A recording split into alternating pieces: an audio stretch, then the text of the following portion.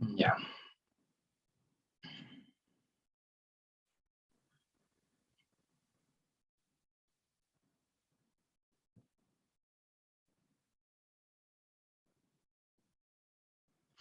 ¿Ves mi pantalla ahí, cierto? La PPT. Sí, profe. Sí, se ve. Sí, profe. Ya, perfecto. Partimos entonces. Hoy día, en la clase de hoy día, vamos a hablar de proyectos, programación de proyectos. Habíamos estado viendo las clases anteriores sobre procesos y ahora nos toca ver proyectos. Como motivación para empezar la clase, tenemos dos imágenes. Tengo dos imágenes para mostrarla. La primera es la maqueta del aeropuerto de Santiago, después de la extensión que se le está haciendo. Y el otro ejemplo que pongo en la diapositiva es el metrotren de Limache a Valparaíso. ¿Ya? Entonces, ¿en qué se caracterizan o en qué se parecen estas dos cosas, estos dos monos que le mostré? Si alguien me puede decir. O en qué se diferencian a lo que habíamos visto en la clase pasada, que habíamos visto proceso.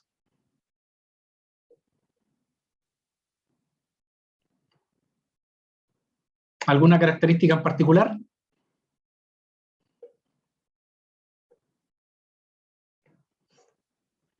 ¿Cuántas veces se realizan este tipo de cosas? ¿Se realizan todos los días, continuamente, o se hacen una vez con una duración bien larga?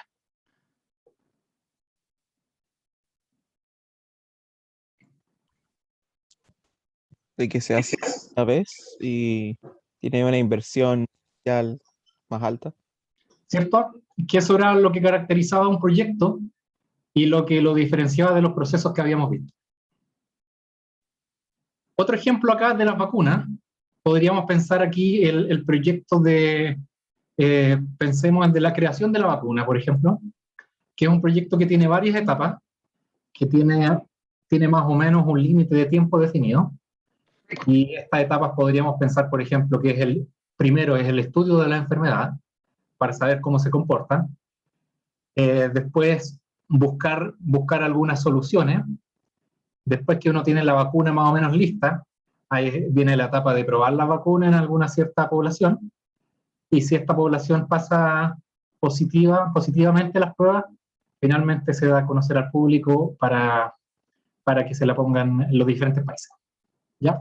O también podríamos pensar el proyecto de implementar la vacunación en un país, también podríamos considerarlo como un proyecto.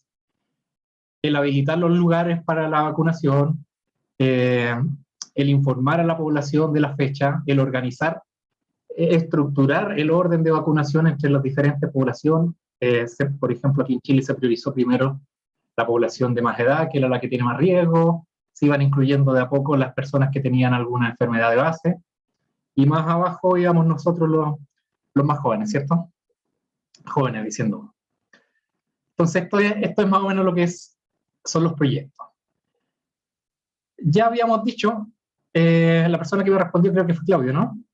O fue Gonzalo, no recuerdo, uno de los dos. Es un Claudio. Los dos, creo. Sí.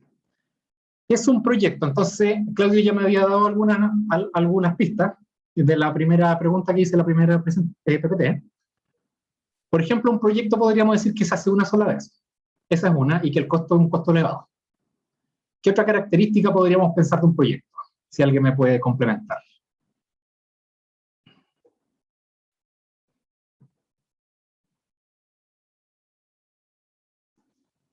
Que tiene etapas. Voy a decir lo mismo. ¿Sí? Gonzalo, está con el micrófono abierto. ¿Qué cosa iba a decir? Lo mismo que Francisca, que tiene distintas etapas o fases. Claro. Tiene una serie de etapas, actividades que están relacionadas de alguna manera entre ellas. O sea, antes de hacer una etapa, por ejemplo, antes de empezar a construir un aeropuerto, tengo que tener más o menos el diseño, tengo que tener el diseño hecho, tengo que tener los planos hechos, y, por ejemplo, tengo que tener los permisos municipales, los permisos de obra, todo lo que se pide. Entonces aquí vamos a mostrar una definición de lo que es un proyecto. Decimos que es una secuencia de actividades que están relacionadas entre ellas. ¿Y qué significa que estén relacionadas? Que hay una precedencia entre las actividades, es decir, que hay unas que vienen antes y otras que vienen después de otras. Y todo esto en un marco de tiempo que está dirigido usualmente hacia algún resultado mayor, con uno o múltiples objetivos. Por ejemplo, en el mismo caso de las vacunas, ¿cuál podría ser el resultado mayor y el objetivo de la creación de las vacunas? Si alguien me puede ayudar.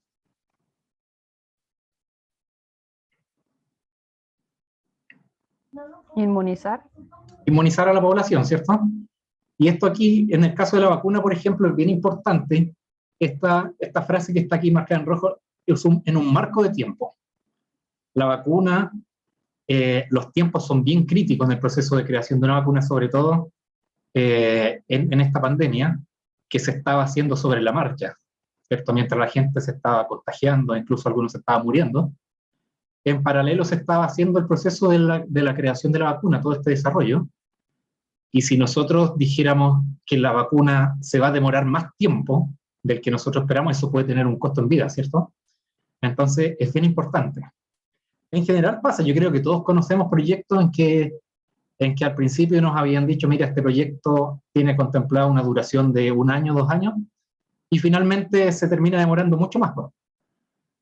O si lo vemos no en tiempo, sino que en términos de costo, también yo creo que todos hemos escuchado algún proyecto donde se empezó con un costo, y a medida que fue avanzando este proyecto, en las obras o en el transcurso empezaron a aparecer ciertas incertidumbres que aumentaron el costo. Entonces el tiempo es un parámetro bien importante que generalmente se debería cumplir. Y el último punto es generalmente poseer una organización de estructura temporal.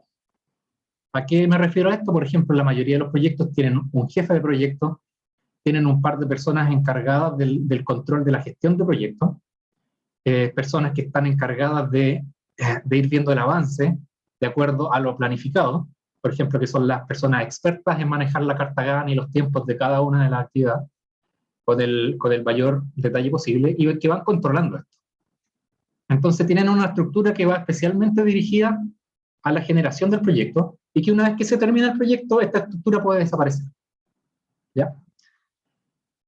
La administración del proyecto, entonces, tiene que ver con el estudio y la gestión de lo que es el proyecto, de todos los elementos que vimos recién. Y estos elementos de gestión podemos llamar como la planeación, la dirección y el control. ¿Y el control de qué? De todos estos recursos, de los recursos que tenemos disponibles para poder llevar a cabo el proyecto. ¿Y cuáles pueden ser estos recursos? Los que habíamos hablado, por ejemplo, maquinarias, pueden ser el costo, y principalmente costo y tiempo. Y esa es una de los grandes parámetros por los que se mide un proyecto. ¿Ya? Entonces la administración de proyectos se encarga de organizar, planear y controlar todo esto, que todo vaya en orden de acuerdo a lo planificado inicialmente. Vamos a hablar de 3 cosas importantes en los proyectos. Vamos a nombrar algunas características, elementos del proyecto y medidas de control. Características, ¿cierto? Esta la habíamos nombrado, y yo creo que es la más conocida por todos, que la hemos venido repitiendo a lo largo de las clases que hemos tenido. Un proyecto es único. A diferencia de los procesos que nosotros producimos un teléfono, producimos algún producto, alguna guitarra, como había salido el ejemplo en una de las clases, y se van produciendo, se termina una, posteriormente se produce otra, y así sucesivamente. Se va produciendo varias veces. En cambio, un proyecto es único, se realiza una sola vez. En el caso de la ampliación del aeropuerto, por ejemplo, después se puede volver a hacer una ampliación, pero ya no va a ser la misma. Va a ser otro proyecto. En el caso de la construcción de las líneas de tren, por ejemplo, pensando en el metro de Santiago, por decirlo, al agregar una línea adicional ya no va a ser el mismo proyecto, porque va a tener condiciones distintas. Se va a tener que estudiar la demanda, el flujo de pasajeros de un lado a otro, se va a tener que comprar terrenos adicionales, se va a tener tal vez que mandar a hacer trenes distintos de acuerdo a las características de diseño de las vías o de las estaciones, etc. Entonces, no son repetitivos, que es lo mismo, como lo es una producción en línea. Contiene mucha actividad relacionada, bueno, ya lo habíamos dicho, y es difícil de planificar y controlar. ¿Por qué creen ustedes que un proyecto, en comparación con una producción en línea, por ejemplo, puede ser más difícil de controlar?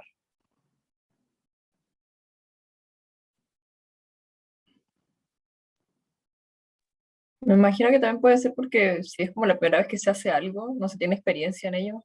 ¿Cierto? Súper bien, pues.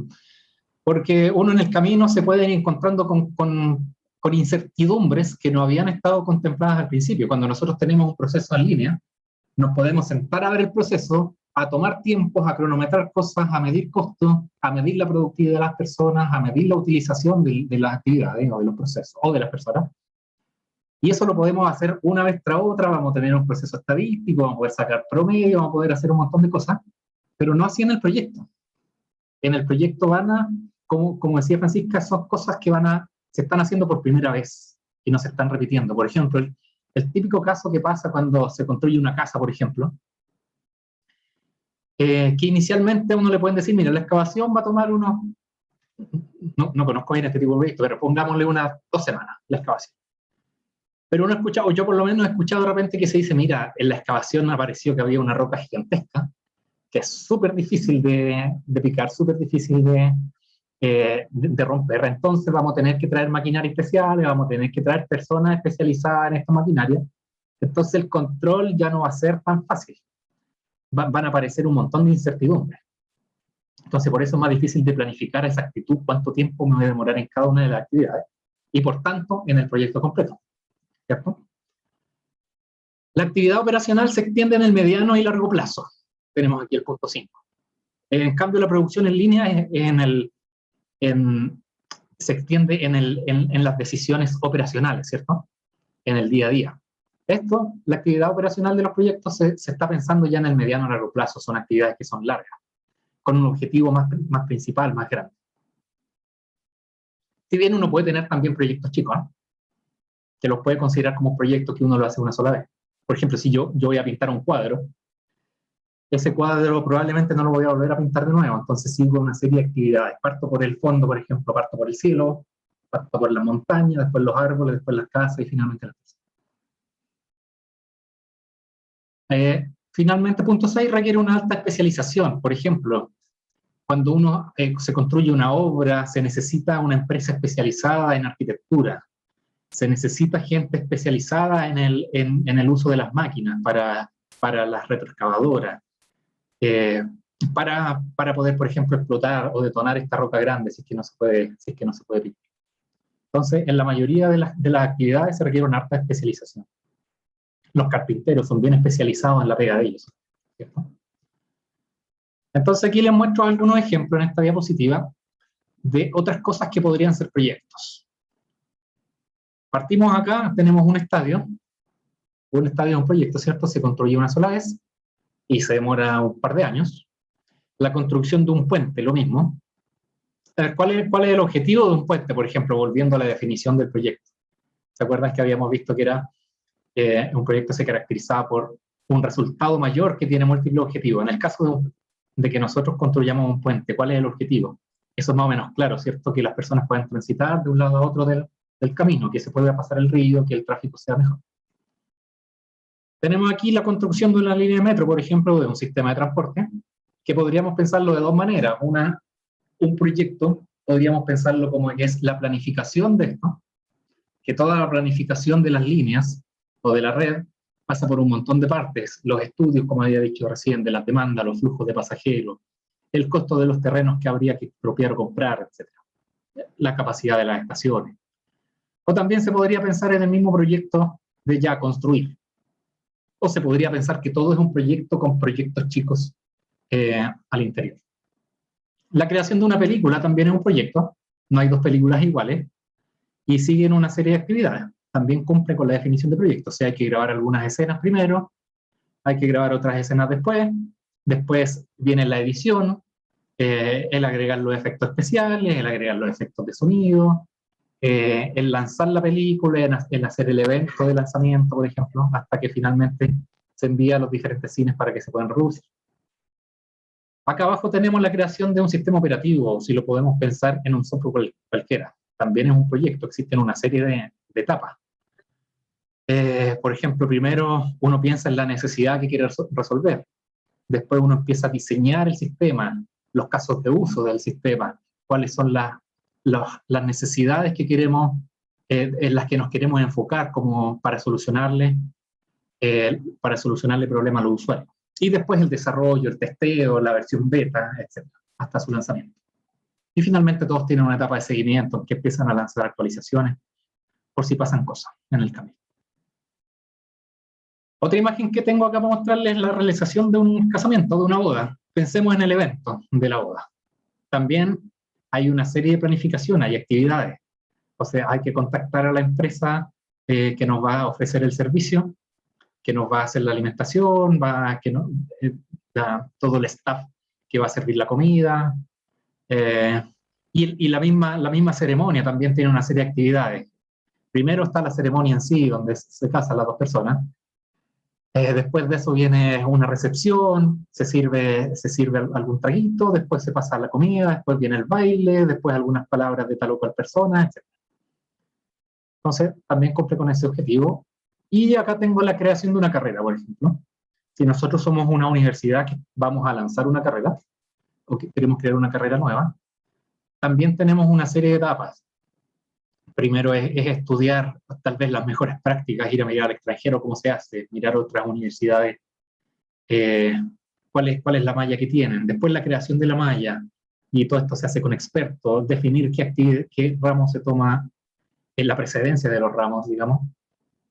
Y también lo podemos pensar como un proyecto para nosotros, ustedes como estudiantes. Podemos decidir tomar, bueno, en los primeros años en general son los ramos obligatorios, pero a medida que uno avanza en la carrera, uno puede ir decidiendo, mira, primero tomo este, después tomo este otro ramo, no me complica porque son independientes, puedo tomar este electivo acá, puedo tomar el deportivo, etc.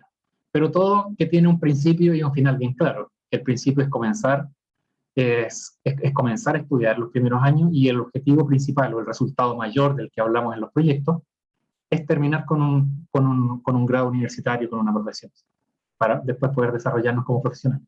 Y todo eso, por supuesto, con los conocimientos que aprendimos. Y finalmente, esta ampolletita con múltiples cositas, podríamos decir que es la creación de nuevos productos.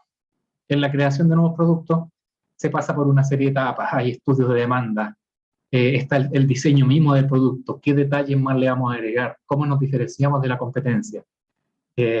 Después, el diseño del proceso con el que vamos a producir el producto. Claudio, cuéntame.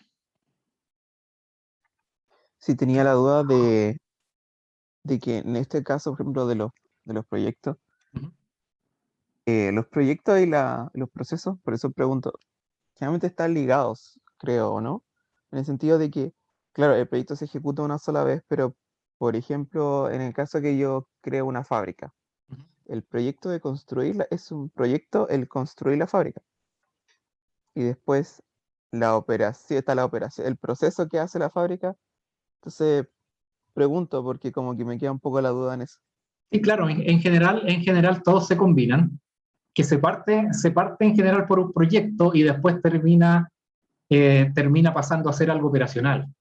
En general, por ejemplo, en las empresas, está toda el área encargada de realizar el proyecto, y cuando el proyecto se termina, se hace una entrega al área operativa, que son las personas que van a operar finalmente las líneas de producción y que van a terminar produciendo, haciendo el día a día del producto.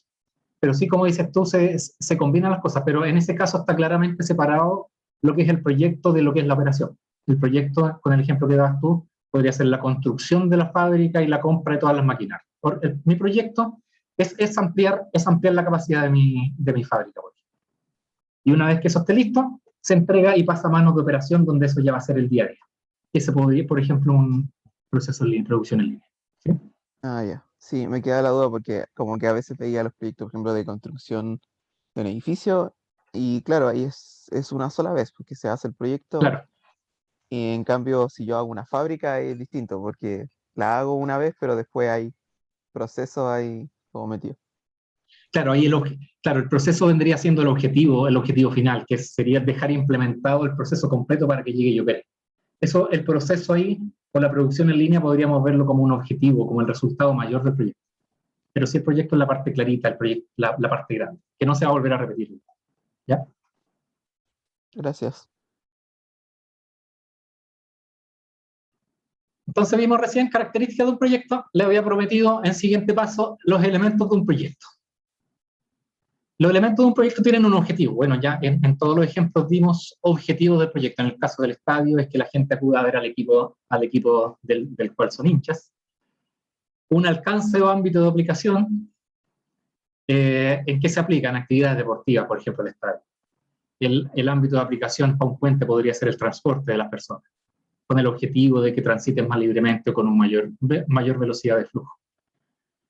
Los proyectos en general siempre tienen requerimientos contractuales, porque lo pensamos porque en general son cosas más grandes que tienen un mayor impacto hacia el exterior.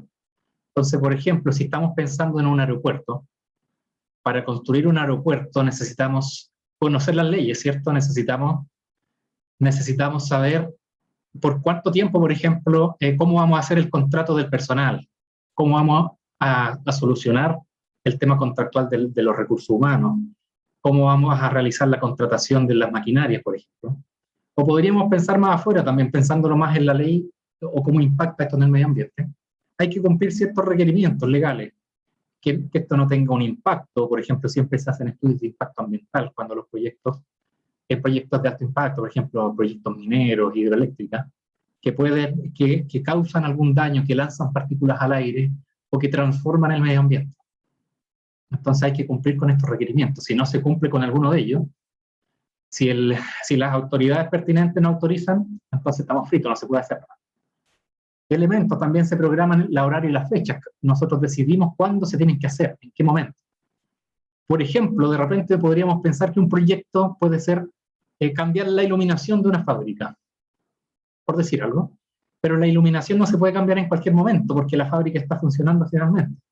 Entonces hay que tratar de programar en un momento en que la fábrica tenga una producción menor, o decir, mira, en este día no vamos a programar nada, no vamos a producir, pero sí nos vamos a dedicar a cumplir con nuestro proyecto. Entonces tiene que tener una estructuración de fecha y horas clarita. El recurso que vamos a utilizar, los recursos materiales o los recursos del personal, como dice la letra F, y el control, como habíamos hablado, que es de lo que se encarga la gestión del proyecto. Los plazos y los costos y los análisis de riesgos y problemas. Habíamos hablado de esto también en los ejemplos. Todo proyecto tiene sus riesgos, ¿cierto? A medida que vamos avanzando nos vamos encontrando con ciertas cosas que nos van a traer problemas a nosotros como gestionadores de proyectos, pero que tenemos que ser capaces de solucionarlos al menos costo posible y con un menor impacto en tiempo y costo y al medio ambiente. Y finalmente, lo otro que le había prometido son las medidas de control, que son principalmente estas 4 que estoy mostrando acá. Primero, el cumplimiento de los plazos. Vamos a hablar de tiempo, de meses, semanas, años incluso. Los costos del proyecto. Y usualmente hay un trade-off entre uno y otro, ¿cierto? Si nosotros queremos decir, mira, el proyecto si lo hacemos en tiempos normales, a una velocidad normal, nos vamos a demorar un año, con un costo de 100. Pero alguien nos dice, bueno, a mí me gustaría que estuviera un poco antes el proyecto, que empezara a operar la planta 3 meses antes. Entonces, en vez de 12 meses, van a ser 9 meses, y nosotros le vamos a decir, bueno, se puede hacer, pero vamos a tener que tener costo más alto. Vamos a tener que contratar más maquinaria, vamos a tener que contratar más personales. Entonces, usualmente hay un trade-off en eso. Cuando uno baja, el otro sube. Otra medida de control es cómo vamos con el presupuesto. ¿Estamos cumpliendo? ¿No estamos acercándonos al presupuesto total? ¿No estamos pasando? ¿Va a haber que pedir más recursos a las autoridades, al jefe, a los inversionistas?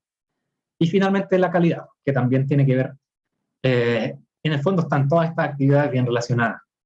A medida que le ponemos más costo, la calidad probablemente va a mejorar. Si nos demoramos más tiempo, tal vez la calidad también puede ser mejor, porque vamos a hacer las cosas con mayor cuidado, con mayor detalle. Pero nuestro presupuesto se nos puede escapar un poquito. Como se muestra aquí, estoy mostrando en esta diapositiva, que tengo 5 proyectos. Estoy mostrando en la columna de la derecha el sobrecosto, o sea, lo que me pasé del costo original, de mi presupuesto original. Por ejemplo, el 100% significa que me pasé al doble.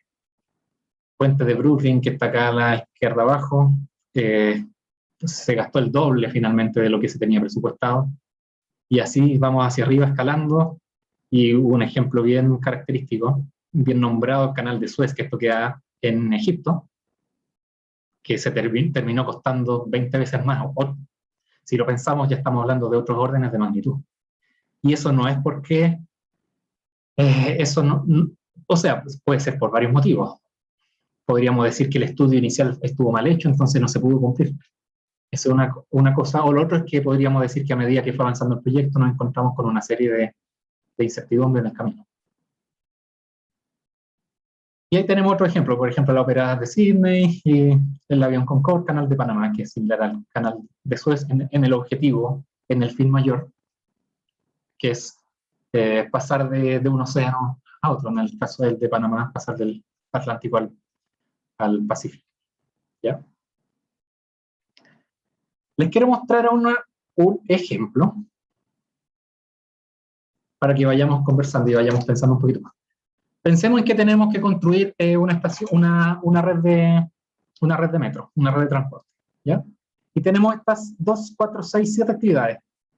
Es configurar el recorrido, 3 semanas se dura en hacerlo, adquirir el terreno 2 semanas, construcción de los trenes 3, construcción de estaciones 5, después construir las vías, 4 semanas, instalación de trenes 2 y realizar las pruebas 1 semana. Por supuesto, estos son números para que nosotros podamos hacerlo más tranquilo.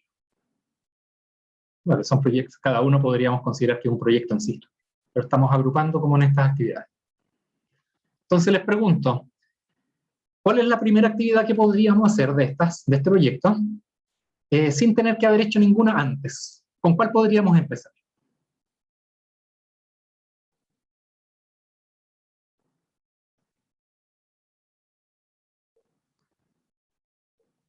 Con la configuración de recorrido. ¿Cierto? Antes del recorrido no hay ninguna actividad, entonces la precedencia inmediata, o sea, la actividad que viene justo antes de esta, no habría ninguna. Si nosotros pensamos en adquirir el terreno, en qué terrenos vamos a adquirir y cómo lo vamos a hacer, ¿qué necesito saber? ¿Qué actividad necesito ya haber hecho?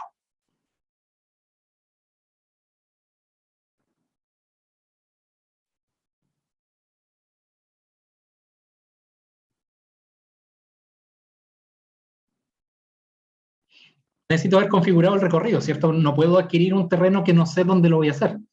Tengo que saber primero cuál va a ser el terreno, por dónde va a pasar el recorrido. Entonces, para hacer la B, para adquirir el terreno, tengo que haber hecho la A primero. ¿Se entiende? Después, la construcción de los trenes. La construcción de los trenes, ¿qué necesitamos haber hecho? ¿Qué actividades necesitamos haber hecho para empezar la construcción de los trenes?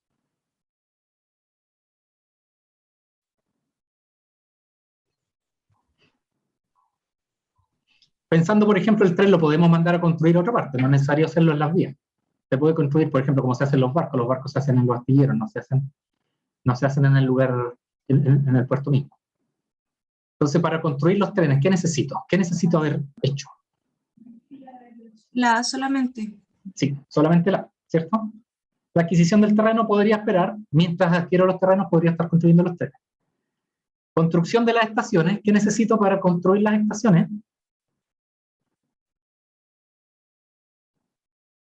Haber adquirido el terreno. ¿Cierto? Necesito haber comprado el terreno. O sea, la B, solamente la B.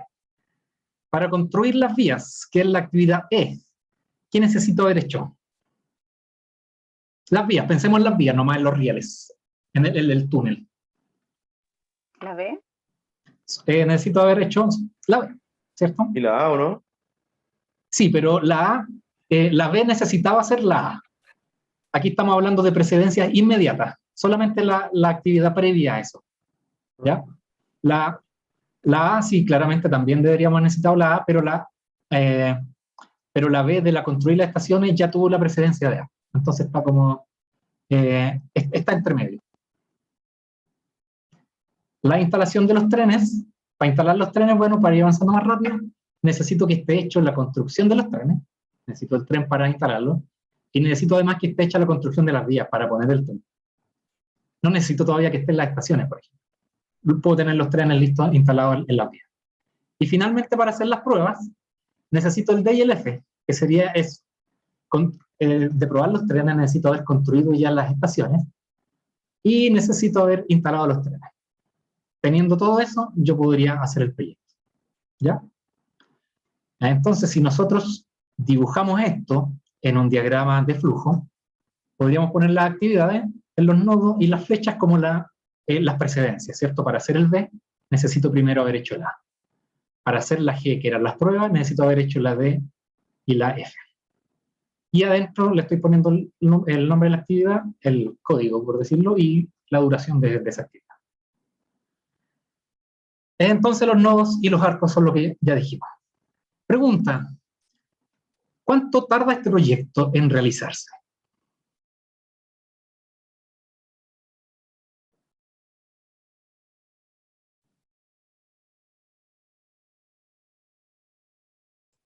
Profe, con eso tengo la duda porque hay actividades que pueden hacerse de forma simultánea y aún así hay unas que duran un poco más que otras. Entonces Claro. tal vez se modele una función o algo así. Podríamos pensar, mira, tú te estás acercando, o lo que entiendo de lo que me dices que es al concepto de cuello botella. Hay algo más o menos parecido, ¿cierto? Que hay actividades que se demoran más que otras. Podríamos pensar que aquí, como en la producción en línea, también hay un cuello botella, pero en los proyectos, en el análisis de proyectos, hay un análogo al cuello botella, que es lo que se conoce como ruta crítica. ¿Y qué es lo que es la ruta crítica? Es analizar todas las secuencias posibles, que lo vamos a hacer acá. Analizamos vamos secuencia por secuencia, es decir, todas las rutas que me llevan de A a G. Partamos por arriba. Puedo llegar de A a G, pasando por A, B, D, y llegando a G, ¿cierto?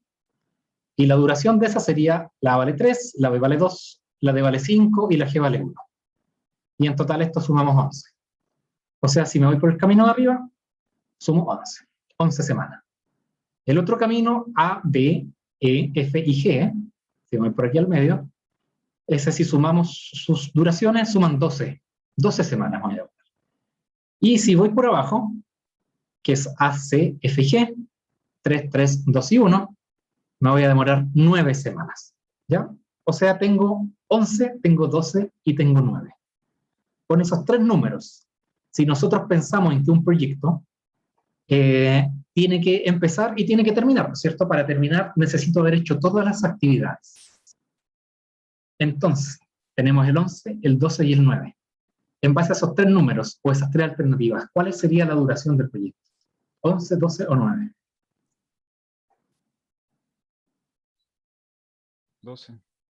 12, ¿cierto? O sea, esa ruta sería mi ruta limitante. ¿Y por qué es mi ruta limitante? Porque, por ejemplo, ya, tenemos clarito, por aquí llegó 12. Pero yo podría decir, mira, mi C, mi actividad C, la que pasa por la C es esta que dura 9, ¿cierto? Por aquí abajo. Si esta yo la hago en 9, pero esta actividad C yo podría decir, mira, me puedo demorar 4, me puedo demorar 5 incluso, y no le va a pasar nada al proyecto. Si esta actividad, en vez de demorarme 3, me voy a demorar 4, o sea, la duración de esta ruta va a ser 10. Si ahora me demoro 5, va a ser 11. Entonces, esta ruta podríamos decir que tiene una holgura, ¿cierto? Esta actividad tiene una holgura. No es necesario que parta apenas termina la actividad predecesora. Yo tengo un espacio para moverla. Lo mismo con la D. Pasa lo mismo. Yo podría aumentar en una unidad, en una semana, y en vez de 11 va a llegar a 12. Y al proyecto completo no le va a pasar nada. Pero en cambio, si yo me paro en alguna de las actividades de la ruta crítica y me demoro un poquito más, o me atraso, o me demoro un poco más, inmediatamente eso va a afectar en la duración completa del proyecto. ¿Cierto? Por ejemplo, si a la actividad E, en vez de 4 me voy a demorar 5, entonces ya automáticamente voy a pasar a 13. Mi proyecto se va a demorar 13 semanas. ¿Ya? ¿Queda claro? Ese es el concepto análogo del cuello botella en la producción en línea, pero traído acá a los procesos. Ahí me gustaría que quedara bien claro, así que les pregunto si tienen alguna duda con este concepto de ruta crítica.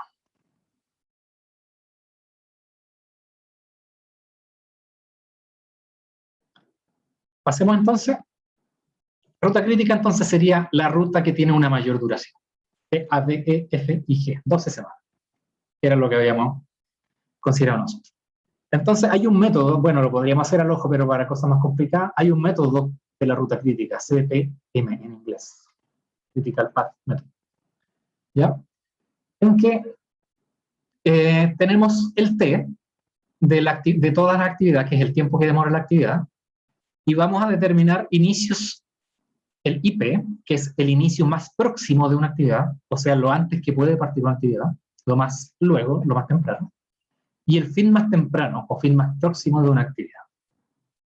Y el algoritmo es ese que le muestro acá, que lo voy a ir explicando, lo tengo también en la siguiente diapositiva, entonces lo vamos a ir explicando en el mismo diagrama.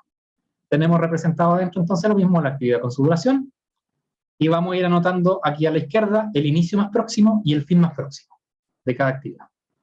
Entonces partimos por el punto 1, ¿qué dice? ¿Qué dice este método? Partimos por las actividades que no tienen predecesores. Pensemos que I es el conjunto de actividades que no tienen predecesores, que no hay ninguna actividad antes. ¿Cuál es la actividad que cumple con eso en este diagrama?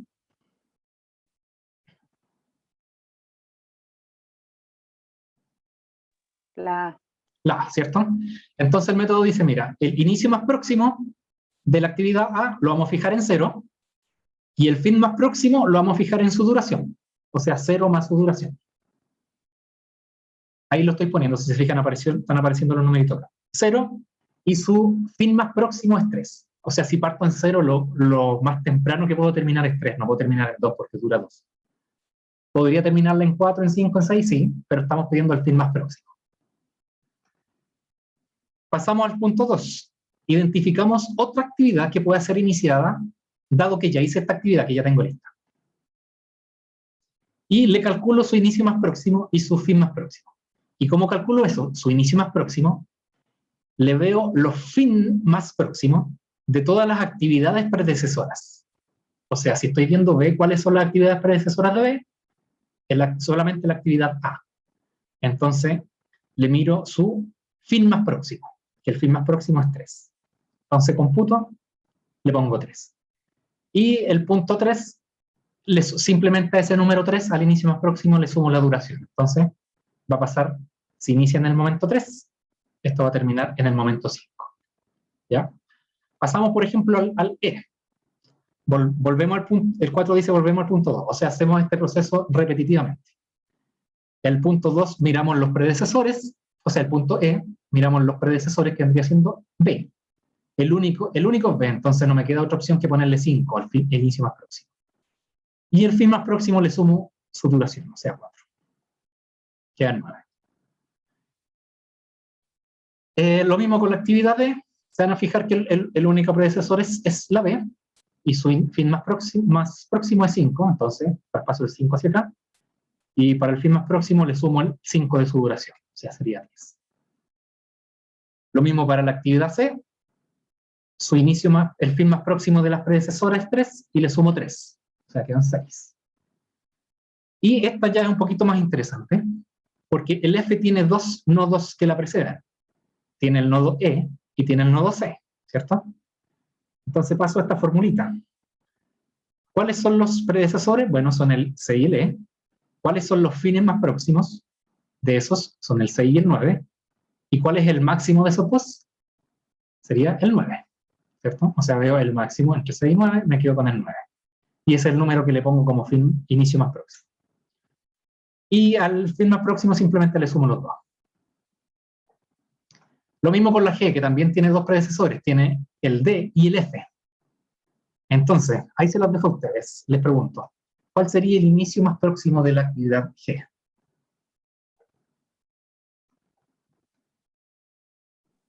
11. 11, ¿cierto? Porque tengo dos candidatos, tengo el 10 y tengo el 11. Y la fórmula o el método me dice que es el máximo, entonces 11. Y le sumo 1 para el fin más próximo. ¿Ya? Entonces, si se fijan, termino con el mismo 12 de la duración que habíamos visto de la ruta crítica. Y si llevamos esto a una carta Gantt, conocen ustedes el concepto de carta Gantt, ¿cierto? Donde hacia abajo, es una tablita simplemente que hacia abajo se ponen las actividades y hacia el lado se ponen las semanas o la duración, los periodos de tiempo, los días, las semanas, los años. Y se representa aquí como pintando la cuadrícula con la duración. Entonces, por ejemplo, la actividad A parte en el 0 y termina al fin del 3. O sea, parte aquí, termina al fin del 3. la actividad 4 y la 5, perdón, la actividad B y C, ambas parten el 3, el inicio más próximo, y la actividad B termina a fin del 5 y la C termina a fin del 6. A fin del 5 y a fin del 6, y así sucesivamente hacia adelante. Entonces podemos, esta carta es mucho más visual para decir cuándo podemos empezar una actividad y cuánto tiempo nos va a demorar. Entonces aquí podríamos decir, mira, el D la voy a empezar justo cuando termine el B. El B lo voy a empezar justo cuando termine el A. Entonces nos da una estructura para organizar nuestros proyectos. Y para irlos controlando, por supuesto. Ahora pensemos en el mismo método, pero al revés. ¿Qué significa esto? Vamos a pensar, recién habíamos visto los inicios más próximos y los fines más próximos. Y con este método que también lo tengo acá. ¿Y para qué nos sirve esto? ¿Para qué vamos a hacer esto? Para tratar de ver las holguras. Entonces este método lo que dice es partir de atrás hacia adelante. Nuestra anotación va a ser anotar abajo ahora, abajo de cada nodo, el inicio más lejano y el fin más lejano. Ahora estamos hablando de L, lejano. Entonces, habiendo hecho el método anterior con los más próximos, dice esto, partir por actividades sin sucesores. O sea, la actividad que no tiene sucesores aquí vendría siendo la G. ¿Y qué decimos? A esa actividad sin sucesores, le asigna su fin más lejano, le ponemos el fin más próximo de esa misma actividad.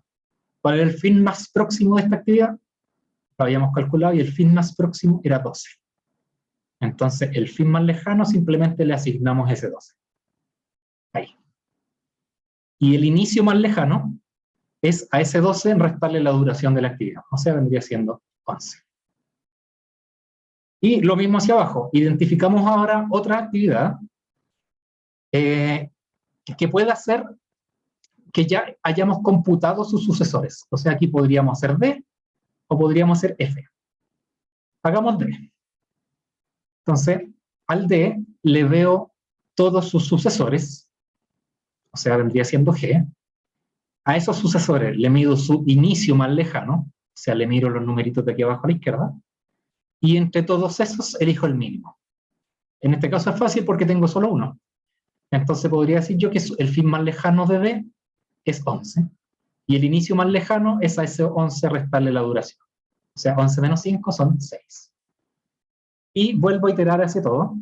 El F es lo mismo que el D, así que lo vamos a pasar rápido.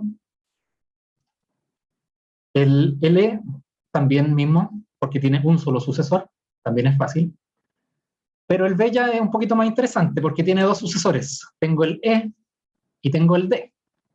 Entonces el algoritmo nos dice, mira, miremosle los sucesores, o sea, el D y el E, veámosle ahora sus inicios más lejanos, o sea, le miramos el 6 y le miramos el 5, y nos quedamos con el mínimo de eso. O sea, entre 6 y 5 nos quedamos con el 5. ¿Ya? Y para el inicio más lejano simplemente lo restamos. Para el C es lo mismo, y para el A también es lo mismo. Ustedes lo pueden hacer con más tranquilidad después. Entonces vamos a tener todos estos numeritos, toda esta ensalada que tenemos acá. Me quedo con el diagrama y sus números. Entonces podemos decir nosotros, mira, vamos a restar los números de arriba con los de abajo. Entonces si nos paramos en la actividad A, bueno, los de arriba son igual que los de abajo, entonces 0. En la B también es 0, son iguales, en la E también son iguales, en la F igual y en la G también. Pero en el D, por ejemplo, tengo 5, 10 y tengo 6 y 11. Entonces la diferencia es 1. ¿Cierto? Entre 5 y 6 y 1, entre 10 y 11 también. Y en el C también hay una diferencia, o sea, tengo 3 y tengo 6. Hay 3 de diferencia. ¿Qué es lo primero que ven ustedes? Una conclusión que se puede sacar de estos numeritos que calculamos.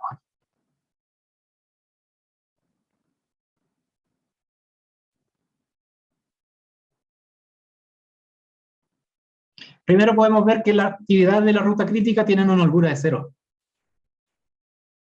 ¿Cierto? A, B, E, F, G, que era, o sea, sí, claro, A, B, E, F, G, que era nuestra ruta crítica, su holgura es 0. ¿Qué quiere decir eso? Que si yo me atraso o me demoro un poco más, le afecto inmediatamente a la duración del proyecto. En cambio, las actividades que no son ruta crítica, sí pueden tener holgura, pueden no tener holgura también. En ese caso, si esta no tuviera holgura, podríamos decir que ambas son ruta crítica. Pero si tienen holgura, entonces ni siquiera se considera como ruta crítica. ¿Y qué quiere decir esto? ¿Qué quiere decir este 1, por ejemplo? Que no me importa empezar esta actividad en el 5 o en el 6, mi proyecto va a durar lo mismo. ¿Se entiende? Lo mismo en el C. No me importa, tal vez me demoro 3, pero me puedo demorar 4, me puedo demorar 5, incluso me puedo demorar 6. Y la duración completa del proyecto, que está dada por su ruta crítica, no se va a ver afectada en ningún sentido. O sea, quiere decir que estas actividades, las 6D, tienen un espacio, tienen un juego de piernas para empezar a atrasarse o demorarse. ¿Ya? ¿Por qué me gustaría conocer esta holgura a mí? Bueno, aquí estamos respondiendo la tercera pregunta, que la ruta crítica no tiene holguras. Todas las actividades no tienen holguras. ¿Por qué quiero conocer la holgura yo de una actividad? O en el fondo, o puedo plantear esta pregunta de otra manera, ¿por qué yo querría empezar esta actividad un poco más tarde? En vez de empezar al fin de la semana 3, la quiero empezar al fin de la semana 6. ¿Alguien me puede dar alguna idea de por qué me gustaría hacer eso?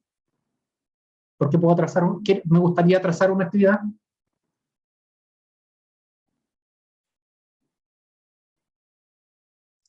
Para enfocarse en otras, ¿Perdón? para enfocarse en las que no se pueden correr.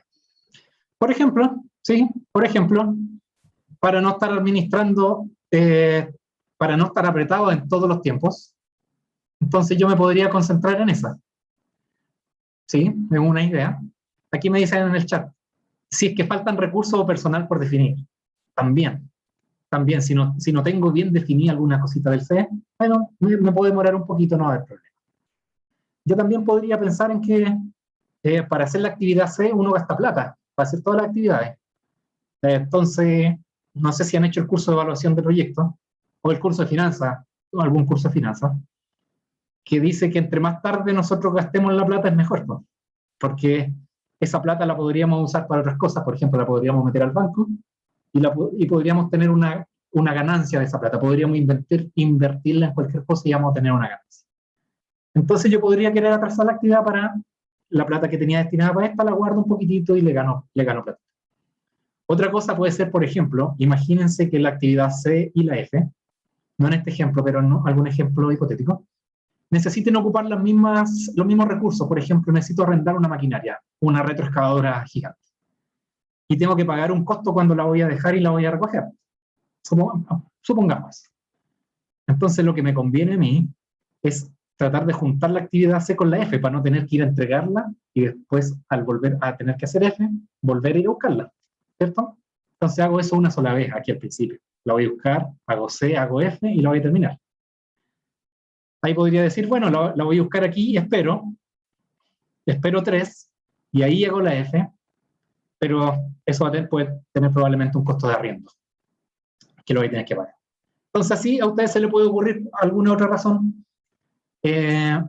para querer atrasar alguna actividad. Y las actividades atrasables, entonces como conclusión de esto, las actividades atrasables son las que tienen holgura. Y esas actividades atrasables no va a ser ninguna de la ruta crítica. Eso es el concepto con el que nos tenemos que quedar. ¿Ya? Y podríamos hacer la carta Gantt con los fines, inicio y fines más próximos, que va a ser similar a la anterior, pero usando los numeritos de abajo. La carta Gantt anterior habíamos usado los de arriba, con los inicios y fines más próximos, y esta carta Gantt tiene los inicios y fines más lejanos. Entonces, con ambas cartas Gantt yo como controlador, como gestionador del proyecto, puedo ir jugando, puedo saber, ir manejando mis tiempos de actividades. ¿Ya? Bueno, hasta aquí nosotros habíamos visto números cerraditos, ¿cierto? Bueno, la actividad A duraba 3, la actividad B duraba 2, pero en general eso no es tan cierto. Siempre tenemos focos de incertidumbre. Tenemos distribuciones, por ejemplo, en construir los trenes, el productor de trenes no me va a decir, me voy a demorar 5 meses. Puede decir, mira, te doy 2 plazos, me voy a demorar entre 5 y 7 meses. Y por ahí va a estar. Voy a cumplir eso, pero no tengo la fecha exacta porque pasan cosas.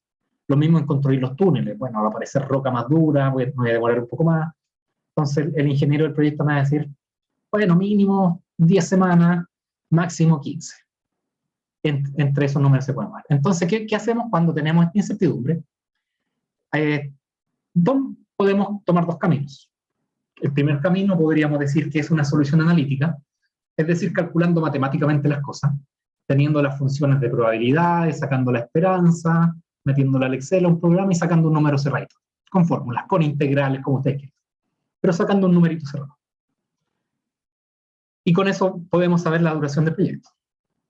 Otra idea es hacer una simulación de Monte Carlo, que la simulación de Monte Carlo es una simulación donde yo tiro muchos números de acuerdo a sampleo números, de acuerdo a la función de probabilidades. Si tengo, por ejemplo, una probabilidad uniforme entre 5 y 7, entonces tiro un aleatorio en Excel entre 5 y 7, y que todas las celdas estén linkeadas, y finalmente voy a tener una celda que tenga la duración del proyecto, en función de múltiples cálculos, sumas, restas de actividades, etc. Entonces tiro muchas simulaciones con diferentes duraciones de actividades, y al final me voy a quedar con algún promedio de la duración. O esa duración me puede dar alguna distribución. Entonces, es como decir, voy a simular este proyecto como que lo estuviera haciendo, pero lo voy a hacer en el computador, y me voy a poner en los diferentes casos de duración. A ver qué me da. Eso es lo que hace la simulación de Monte Carlo, es tirar muchos números, infinitos números aleatorios, o muchos números, para tener una estimación de la duración de las actividades. O también sirve mucho para algo que se conoce como los análisis de what if, que es qué pasa si pasa algo. Entonces yo simplemente le cambio un número a una actividad, simulo, y puedo saber cuál es cómo afecta eso. En este caso, lo que nos interesa a nosotros es saber la duración de la actividad. Entonces les pregunto aquí, mira, por ejemplo, bueno, este método PER lo vamos a ver después. Tenemos estos dos ejemplos, estos dos diagramas. Tenemos actividad A, B, C, donde A demora 5, B demora 4 y C demora 6. En este caso, ¿cuál es la ruta crítica?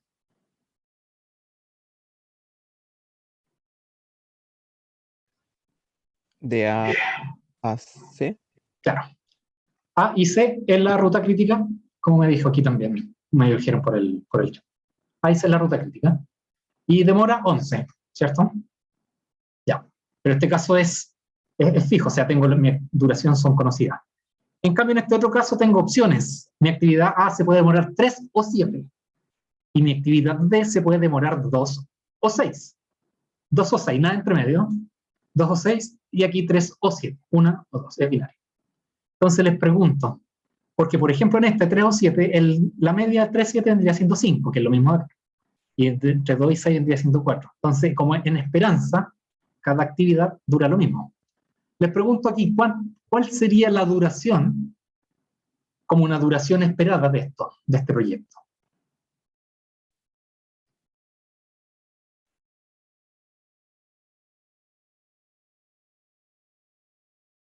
¿11?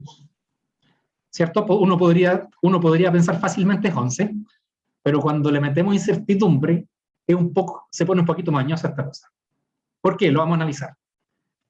Para analizarlo tenemos 4 casos posibles. Supongamos que tenemos probabilidad 50-50, ¿ya? Aquí y acá. Entonces, una posibilidad es que la actividad A se demore 3 y la B se demore 2. Cuando A se demora 3 y 2, la ruta crítica, ¿cuál vendría siendo? Vendría siendo A y C, que se demoraría 3 más 6, 9. ¿Cierto? O sea, en el primer caso tenemos una duración de 9. El siguiente caso, A demora 3 y B demora 6. ¿Cuál es la ruta crítica? Ahí vendría siendo la de abajo, ¿cierto? Y me demoraría 12. Porque por la de arriba me demoraría 3 más 6, 9, y por la de abajo me demoraría 6 más 6, 12. Entonces en el segundo caso tendría 12. Tercer caso, la actividad A se demora 7 y la B se demora 2. Ahí la ruta crítica sería la de arriba, 7 y 6 vendría siendo 13. Y el último caso, 7 y 6. Y ahí la ruta crítica también vendría siendo arriba, y la duración vendría siendo 13 en total. O sea, tenemos 4 casos. Tenemos 9, 12, 13 y 13 de duraciones. Y como decíamos que tienen probabilidad 50 y 50, o sea, podríamos decir que cada una de estas 4 opciones tiene probabilidad de 25%, 0,25. Entonces, simplemente sacar el promedio entre 9, 12, 13 y 13. El promedio Si alguien me ayuda en la calculadora. 9, 12, 13 y 13. Son 47 dividido 4, son 11.75. Entonces uno podría pensar a priori que es 11, ¿cierto? Que era como tomar la media de cada una, pero no es tan así. ¿Y por qué no es tan así? Porque hubo un caso en que la ruta crítica se nos cambió. ¿Se acuerdan que cuando este tomaba 3 y este tomaba 2, la ruta crítica se cambió? Ah, no, cuando este tomaba 3 y este tomaba 2, es la misma. Pero había un caso que se cambiaba. Cuando este tomaba 6, claro, cuando este tomaba 6 y este tomaba 3. Cuando este tomaba 3, por acá eran 9 y por acá eran 12. Entonces ahí se cambió la ruta crítica, lo que nos desarma un poquito. Claro, la ruta crítica es el peor de los casos. Es el peor de los casos, pero el peor de los casos cuando sabemos el numerito. En este caso, por ejemplo, en este caso de acá lo sabemos que es 5. Entonces tomamos 5, 6, y acá 4 y 6, nuestra ruta crítica sería la de arriba. Pero acá no es el peor de los casos, porque esto es probabilidades, no es algo cierto. Entonces tenemos que manejar esa incertidumbre de alguna manera. Entonces para eso nos ponemos en los 4 diferentes casos. Pero cuando nos paramos en estos 4 casos diferentes, sí estoy viendo la ruta del peor caso. Cuando dije 3 y 6, yo dije, mira, por aquí arriba me demoro 9 y por acá abajo me voy a demorar 12. Ahí sí me paré como en el peor de los casos. Entonces, no sé si respondo tu pregunta, pero cuando hay incertidumbre, hay que manejar esa incertidumbre de alguna manera. Por ejemplo, aquí teníamos, el resultado final no era 11.75, sino que ese 11.75 es un valor esperado, no es un número, no le decimos nosotros a nuestro jefe, bueno, nos vamos a demorar 11.75, cerrado. Sino que le vamos a decir, mira, con probabilidad un cuarto nos vamos a demorar 9, o 12, o 13, o 13. Y nuestra esperanza con eso va a ser 11.75. ¿Ya? Entiendo, pero ahí como que viene mi duda de cuál es el objetivo en este caso, porque como que al principio yo pensaba que el objetivo era dar un plazo en el cual se pudiera cumplir, pues sí. Entonces por eso yo decía lo de ponerse en el peor de los casos. Ah, claro. Pero si me dice de que lo que se busca en realidad es decir el plazo de la manera más precisa, ahí entiendo que se use, que se evalúe la incertidumbre. Sí, tienes toda la razón, tienes toda la razón. Mira, depende de la pregunta que hacemos, como dices tú. Si nuestra pregunta es, ¿cuál es nuestro peor caso posible de duración? Entonces ahí voy a hacer lo que me decían, que es ponerme en el peor de los casos. Pero si mi pregunta era, ¿cuál es mi duración esperada como esperanza? Considerando que tengo variables estocásticas y que no son fijas, sino que tienen alguna probabilidad, ahí estoy hablando de esperanza. No estoy hablando de un número, no me la estoy jugando al 100% con los números, sino que estoy diciendo, mira, 11,75 es mi esperanza, pero puede ser 9, 12, 13 o 13, con probabilidad un cuarto cada una. ¿Ya? Entonces, claro, la respuesta depende de la pregunta. La pregunta puede ser, mi menor tiempo es 9. En el mejor de los casos me voy a demorar 9, en el peor de los casos me voy a demorar 13, pero mi esperanza va a ser 11.75. ¿Ya? Me preguntan aquí, pero si hay 2 opciones en las cuales me demoro 13, básicamente hay un 50% de probabilidad que nos demoremos 13. No es tan así porque, a ver, si tengo 2 rutas que me demoro 13, ese es un caso que tiene peso un cuarto. En este caso tengo 4 casos, 3-2, 7-2, 7-2 y 7-6. Y a ver si estoy interpretando bien la respuesta, pero si hay 2 opciones en las cuales me demoro 13. Claro,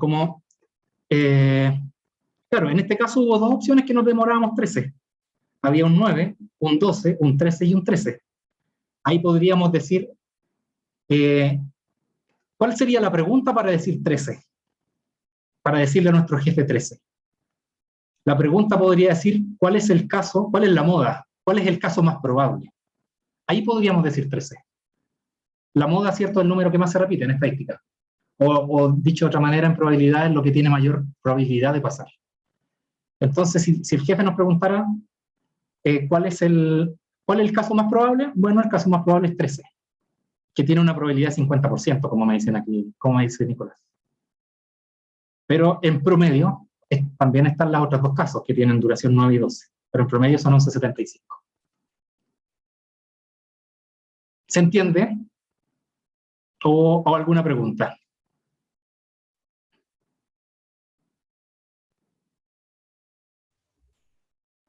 No entendí bien porque 13 era el caso más probable. Porque nos habíamos puesto en 4 casos, ¿cierto? Teníamos 4 opciones. Teníamos la opción 3, 2, teníamos la opción 3, 6, teníamos la opción 7, 2 y 7, 6. ¿Ya? Entonces tenemos 4 casos. En el caso número 1, nuestra duración era 9. En nuestro caso número 2, nuestra duración era 12. Y en nuestros últimos 2 casos era 13 y 13. O sea, teníamos 9, 12, 13 y 13. Cada uno con probabilidad 25%, o un cuarto. ¿Ya? Entonces, salieron distintas preguntas aquí que se responden de diferentes maneras. Primera pregunta, ¿cuál es el mejor de los casos? Si nos preguntan. Nuestra mejor duración sería 9, ¿cierto? Pero, ojo, no es 9, es 9 con probabilidad un cuarto. Si nos preguntan cuál es nuestro peor caso, lo más que se puede tardar el proyecto completo. Bueno, son 13. Y hay 2 con 13, como decían aquí en el chat. Entonces, yo puedo responder, hay 13 con probabilidad de 50%. Ahora, si nos preguntan, ¿cuál es la duración esperada? La duración esperada, en probabilidades uno la calcula como el caso por su probabilidad, más el caso 2 por su probabilidad, etc. Entonces, en este caso sería como sacar el promedio, entre 9, 12, 13 y 13. Y eso me da 11,75. O sea, mi respuesta, mi duración esperada, jefe, va a ser 11,75, le vamos a decir nosotros. Ahora, si mi jefe me preguntara, ¿cuál es el caso más probable? El caso más probable es 13, porque el 13 está 2 veces. Tengo 2 caminos que me llevan al 13. Entonces mi respuesta sería, bueno, jefe, este sistema tiene una moda de 13. Nuestra moda es 13, porque el 13 está en 2 casos. Está en el caso 3 y en el caso 4. O sea, tengo 50% de probabilidad de que sea 13. ¿Se entiende? Entonces, dependiendo de la pregunta, aquí la pregunta principal que habíamos hecho era el promedio, es la esperanza de la duración.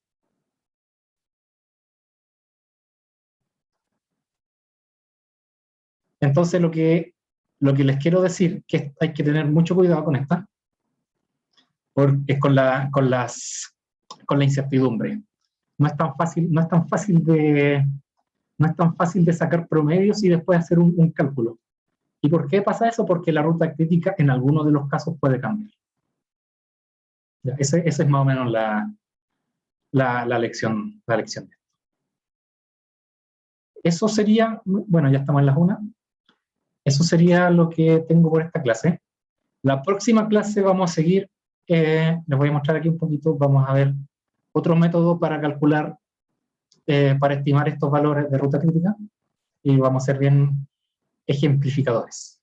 Vamos a hacerlo con un ejemplito, vamos a usar la pizarra aquí para que participemos todos. ¿Ya? Si alguien tiene alguna pregunta sobre la clase, me la puede hacer. Cualquier punto de la clase. Yo, profesor, si puede Sí. explicar nuevamente cómo calcular los números de abajo del nodo que me perdí ahí. Ya.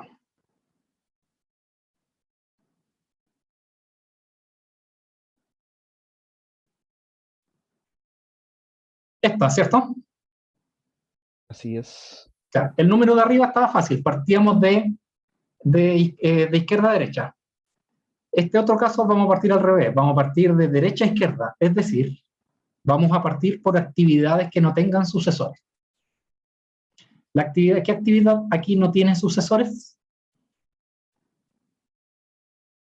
La última. La última, ¿cierto? La G, no tiene ningún sucesor. Entonces, ¿cómo le pongo numeritos? ¿Cómo parto? Dice que el fin más lejano para la G lo seteo o le adjudico, lo computo con el mismo número del fin más próximo que habíamos calculado. Y el fin más próximo que habíamos calculado era el 12. ¿Ya? Entonces simplemente le pongo 12. Y el inicio más lejano, tomo este 12 y le resto la duración de la actividad. O sea, 11. ¿Ya? Después, eso es para el primer caso, para la actividad que no tiene sucesor.